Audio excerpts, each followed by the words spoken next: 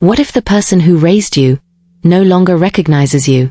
What if she smiles at you every day, not because she loves you, but because she has forgotten who you are? Subscribe, like, and comment to follow the truth behind the smile, before it disappears forever. I was pouring coffee into a chipped ceramic mug when I heard it again. That quiet, strange humming from the living room. It had been happening every morning for the past month. Same tune, same rhythm, always just after sunrise. I stepped quietly over the kitchen tiles, avoiding the one that creaked, and peeked around the corner. There she was. My mother, sitting upright in the armchair she had claimed since before I was born. Her thin hands rested neatly in her lap, her eyes trained on nothing in particular. And that smile. That damn smile. It was too wide, too polite. As if I were some kind stranger who had stopped by for tea. "Good morning, Mom," I said softly. She blinked and turned to me slowly, still smiling. "Oh, good morning, dear. Did you sleep well?" I nodded, but inside, something twisted. She had called me dear for the third time this week. Not my name. Not Rachel. Just dear, like a customer at a diner. I tried not to let it bother me.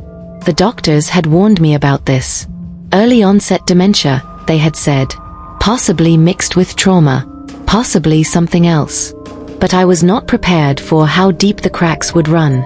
My mother, Evelyn Miller, had once been the sharpest woman I knew. A high school English teacher for over 20 years, the kind who corrected your grammar even when you were crying. She used to remember the birthdays of all her students, their middle names, and whether they were allergic to peanuts. And now, she barely remembered mine. I carried the coffee to her carefully and placed it on the side table. She looked at it, nodded, then returned to staring at the muted television screen. Static buzzed faintly. I had not changed the input source since the VCR broke. And yet she kept turning it on, as if waiting for something to appear. I sighed and pulled a blanket over her lap. She flinched slightly. That had been happening too. Every time I touched her, no matter how gently, she reacted like I was unfamiliar. A nurse. A stranger. Later that morning, I drove to the pharmacy to pick up her new prescription. The pharmacist handed me the white paper bag with a sympathetic smile. "How's your mom doing, Rachel?" "She still smiles," I replied, unsure if that was a good thing. He gave a slow nod. "Sometimes it is. Sometimes it's just habit." When I got home, she was in the hallway, facing the closet. I froze. She never left the armchair unless I helped her. But there she was, standing completely still, one hand gently placed on the doorknob. "Mom," I whispered. She turned to me again with that smile. But this time, her eyes were wet. "I heard someone in there," she said. "There's no one, Mom. It's just coats and old boots." Her hand trembled as I guided her back to the living room. She kept glancing back at the door. I did not have the heart to tell her that my father's winter coat still hung there. He had passed away 11 years ago. By the time I helped her sit down, she was humming again. The same strange tune. It sounded like a lullaby, but off somehow. Broken. Slower than it should be. That night, as I washed the dishes, I played the melody in my head. Something about it felt familiar, like a half-remembered dream. I dried my hands and went to the old piano in the den. I had not played it since high school. My fingers hesitated over the keys before tapping out the tune she kept humming. There was a note off. Deliberate. And suddenly I realized, it was not a lullaby. It was a music box tune. One I had not heard in years. I went into the attic, flashlight in hand. Dust floated in the beam as I pulled down boxes and cracked open old memories. There, under a pile of photo albums, I found it. A wooden music box, small and ornate, with a hand-painted rose on the lid. It had belonged to my sister. But that did not make sense. I only had one sibling, and he had died when I was a baby. A brother, not a sister. I opened the box. It played the same off-kilter melody my mother hummed every morning. Goosebumps prickled my skin. Inside the box, instead of a ballerina or a trinket, there was a photograph. Faded and worn. It showed a young girl, maybe 6 or 7, sitting beside my mother on a picnic blanket. Her face was familiar, too familiar, because it looked exactly like me. But it was not me. I never had a photo like that. I had never seen that dress. And I had never been that young around my mother. She was older when she had me. Much older. I flipped the photo. Written on the back in shaky ink, Evelyn and Clara, June 1992. Clara? I rushed downstairs and pulled out the big family album from the shelf. The one my mother kept on the bottom row, always saying it was too precious to open unless you're ready. I opened it. No Clara. Just me, my mom, and a few photos of my late father. The timelines matched what I had always been told. Born in 1995. Only child. No other names. I brought the photo to my mom. She stared at it. Blinked. Then smiled again. Clara was a good girl, she whispered. Until the fire. My heart stopped. What fire, Mom? She looked at me, confused. Are you my nurse? No. Mom, I'm Rachel. Your daughter. She nodded slowly, but I saw it in her eyes. She was not registering anything. She was already drifting again. That night, I could not sleep. I sat on the floor of the hallway, the photo in my hand, and my heart in my throat. Clara. Why had no one ever mentioned her? The next morning, while looking for batteries in the garage, I stumbled across an old cardboard box labeled school tapes. I had not seen a working VCR in years, but one of my mom's old teaching gadgets had a built-in player. I dusted it off and fed one of the tapes in. Static. Then footage.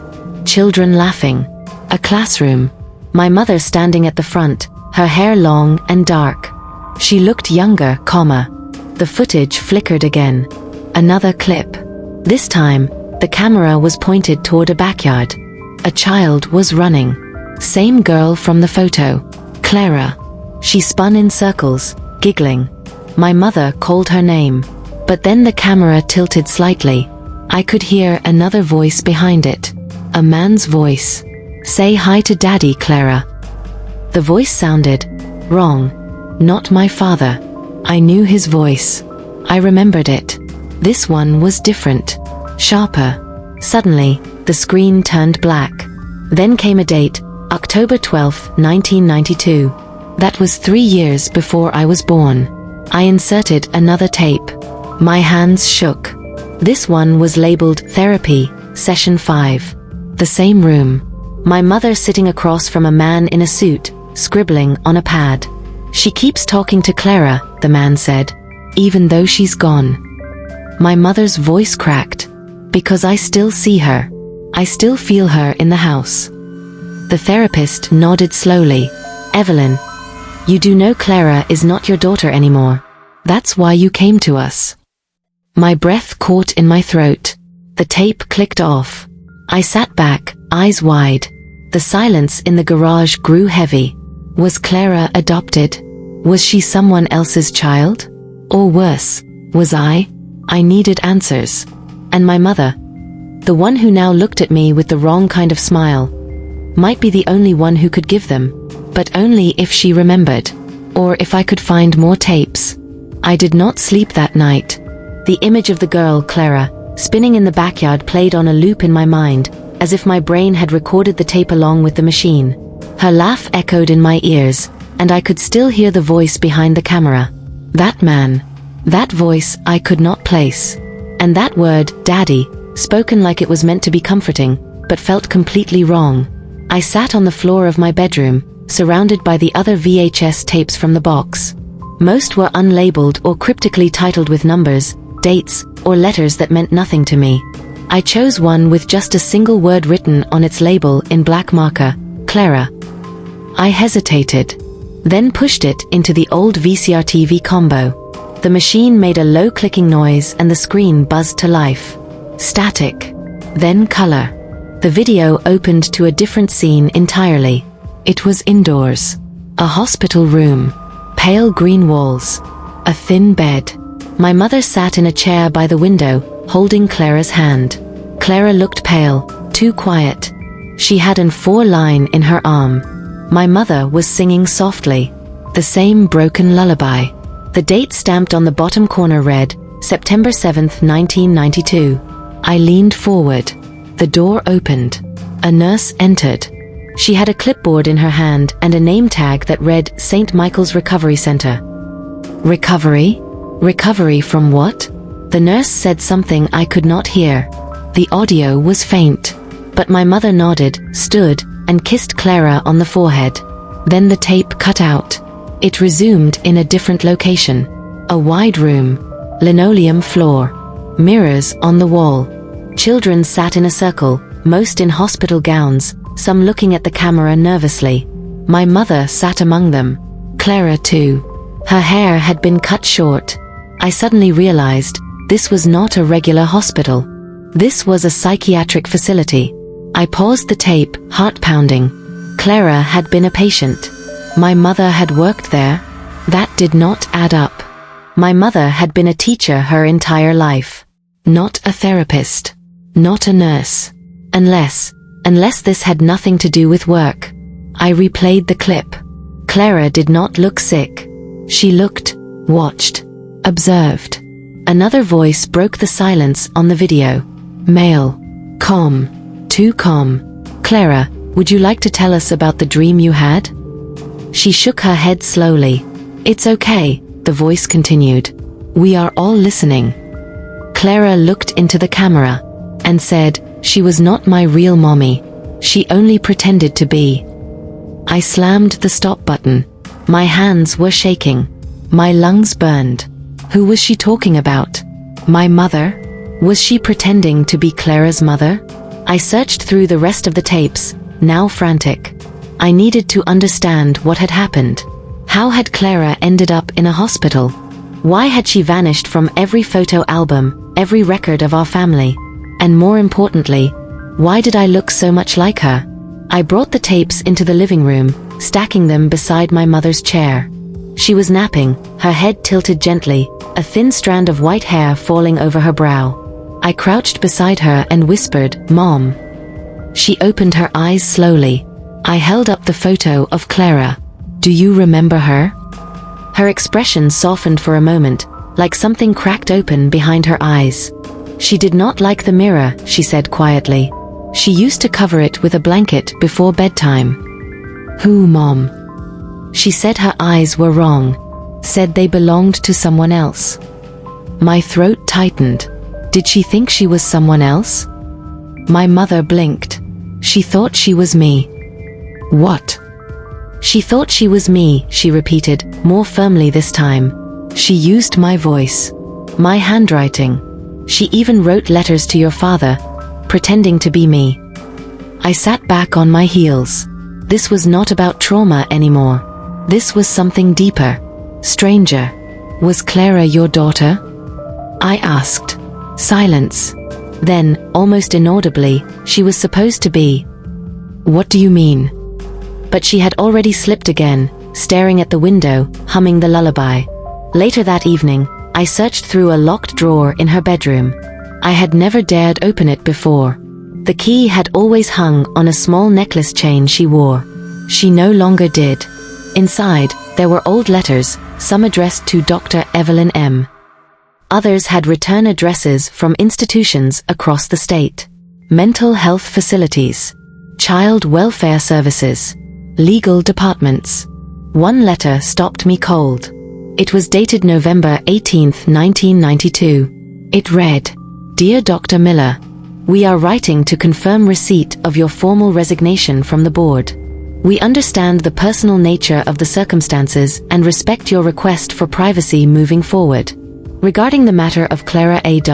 We have concluded, after review of her psychological evaluation and the recent incident in Ward B, that she will not be returning to the facility under your supervision. This decision is final. Any further contact with the child will be regarded as a breach of legal boundaries and reported to the appropriate authorities. Sincerely, Director Mallory S. St. Michael's Pediatric Psychiatric Center. I read the letter 3 times before letting it fall into my lap. My mother had been a board member, maybe even a psychologist, not just a teacher. And she had lost custody, or contact, with Clara after something happened. A breach. I needed more. There had to be more. I went online and searched the facility. It was closed now. Had been since 2003. But I found archived documents. One article mentioned a fire in late 1992 that destroyed part of the north wing. One minor injury, no deaths. But that was the same year Clara vanished. My mother had said, until the fire. I went back to the tapes.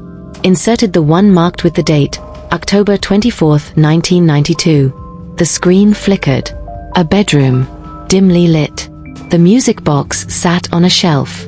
Clara sat at a desk, writing something. Her back to the camera. The video was being recorded through a crack in the door. She turned suddenly, eyes wide. "Who's there?" she asked. The camera jolted. A male voice responded, "It's okay, Clara. Just me." She frowned. "You're not supposed to be here." "I just want to talk," the man said. His voice was clearer now. It was not my father's voice. Then something in me twisted. Because I had heard that voice before.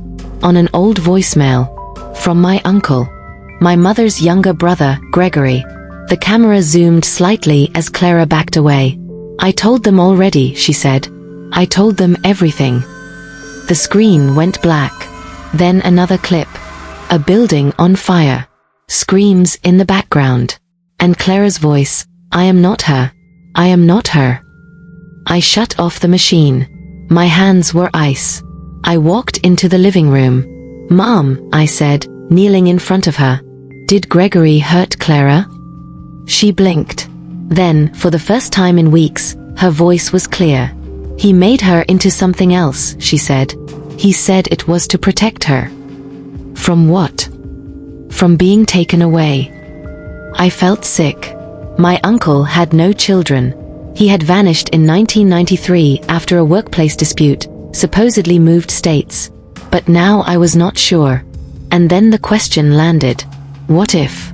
I was not born in 1995. What if I had been told that because someone needed me to forget? Was I Clara? I woke the next morning with one sentence echoing through my skull. Was I Clara? The idea was absurd, or it should have been. But the more I replayed the tapes, the more I read the old letters and listened to my mother's fading words, the less absurd it felt. It felt like a key trying to turn in a long rusted lock. I stared at myself in the bathroom mirror. I was 29 years old. My name was Rachel Evelyn Miller. Or so I had always been told. But names are easy to give. Paper trails are easy to build, if you know the right people. If you have something to hide. That morning, while my mother slept, I did something I never thought I would do.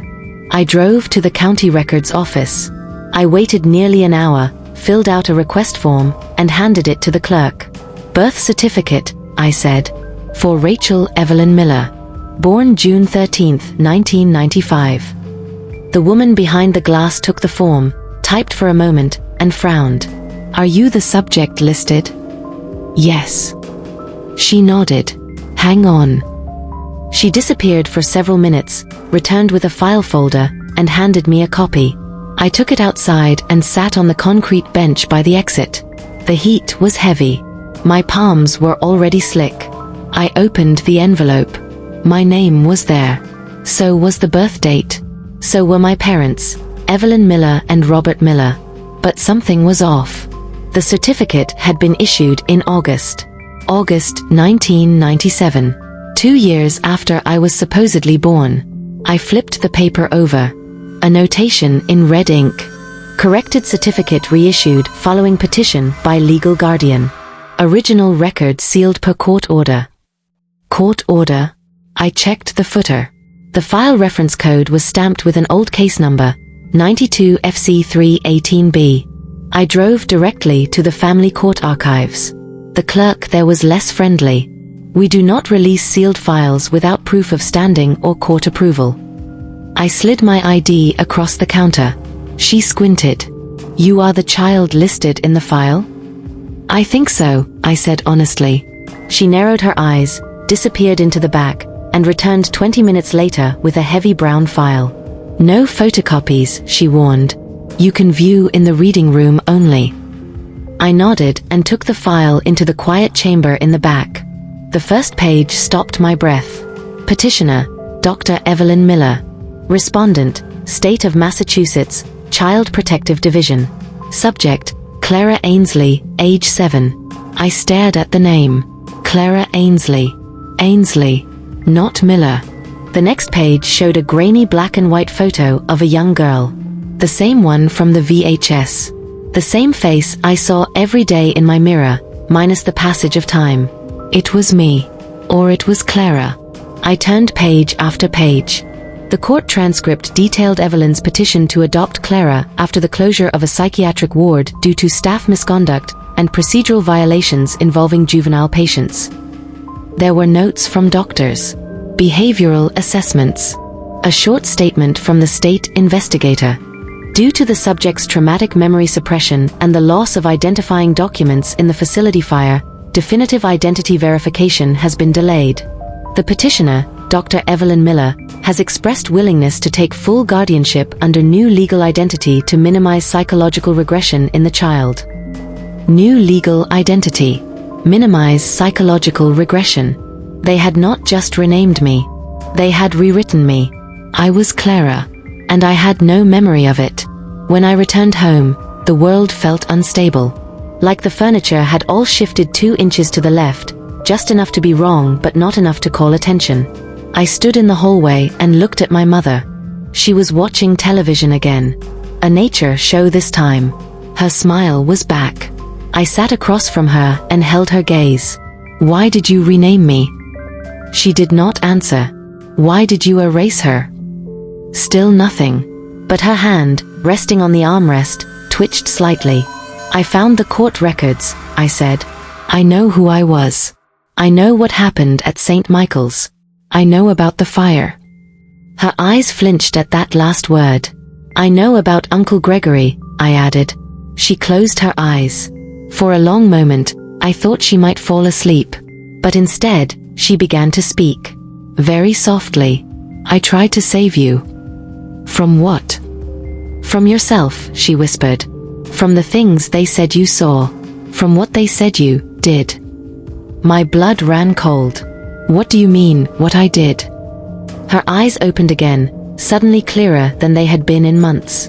And then she said something I will never forget. They were going to lock you away forever. I sat frozen. The fire, she said slowly, was not an accident. It was the only way to get you out. I told them I was protecting a child. But they were afraid of you. They said you were pretending, faking, manipulating. I shook my head. I was 7. You had drawings of people with no faces, she continued. You talked to mirrors. You said voices were telling you to become someone else. I stood abruptly. No, you are confusing me with someone else. You screamed when you saw yourself in photos, she said. You said the girl in the picture was not you, that she had taken your name. Tears filled my eyes. You said your real name was Rachel. I stopped breathing. That name, it had come from me, not from her.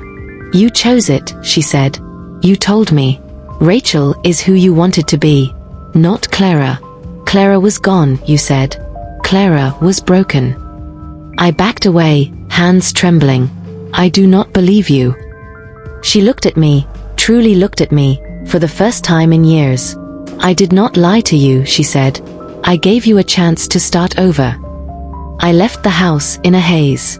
I drove without direction, the names Rachel and Clara tumbling in my head like puzzle pieces that no longer fit. I ended up at the remains of St. Michael's. The building was half demolished, overtaken by weeds and rust. But a portion still stood. Caution tape fluttered in the wind. I slipped through a broken fence, climbed over collapsed beams, and found what must have been the north wing. Burned walls. Scorched door frames.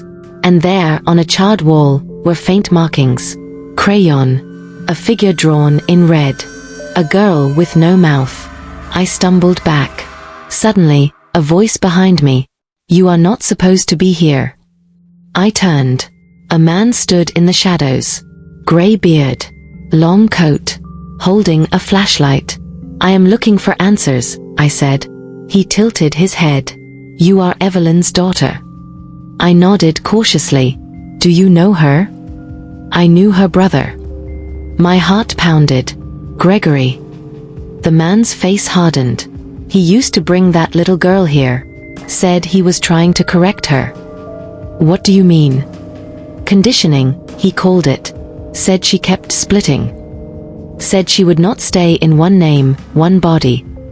What happened to him? The man glanced at the wreckage. He stopped coming. Then one day the fire. After that, no more Clara. No more Clara, I repeated. She was never supposed to be, he said. That is what he told us. She is not real. She is a reflection. I felt faint. And Evelyn? I asked. Why did she take her? He looked at me with something like pity. She believed she could make her real. I left the grounds shaking. Everything was unraveling too fast. My own identity felt thin, like tracing paper over someone else's face. That night, I searched the tapes again. One I had missed. Labeled, Rachel. Final session. The tape began with a still frame. Clara, or me, sitting in a chair, looking directly at the camera. I do not like the girl in the mirror, she said. She keeps smiling like she is waiting. For what? A voice asked. For me to forget, she replied. Silence. Then she added, but I do not want to be her anymore. The screen went black. And this time, written in white letters. Patient requested name change and psychological reset. Memory intervention pending. Guardian present and consenting. I sat in the dark for a long time. Was that choice really mine? Or did someone make it for me? And what was waiting in the mirror?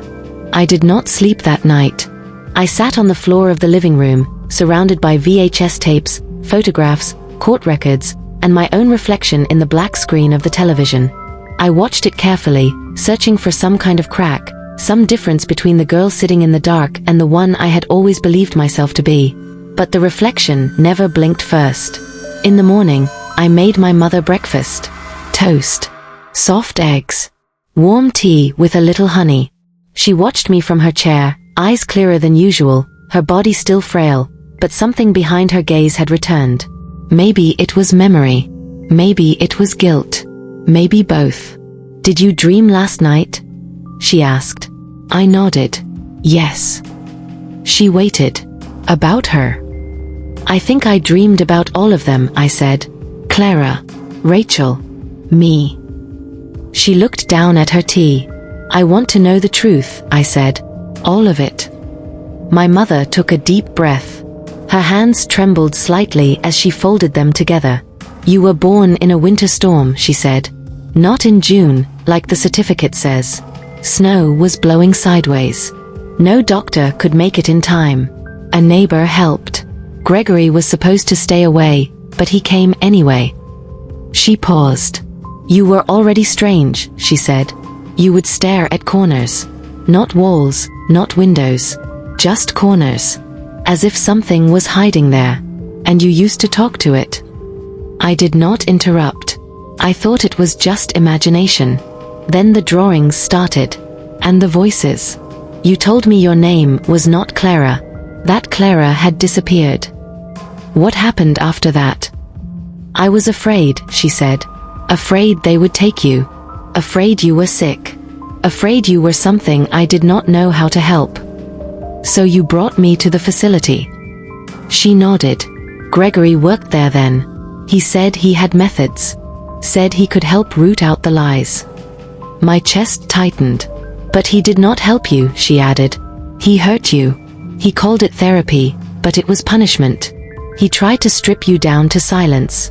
Make you forget. And he made you worse. Why did you let him? I asked. Her face crumpled. Because I thought he knew what he was doing. Because I was too weak to say no. A long silence passed between us. And the fire? Her lips pressed tight. I started it, she said at last. I had to get you out. I had seen enough. The way they watched you like an animal. Like you were not real. They were never going to let you leave. Not as Clara. I stared at her.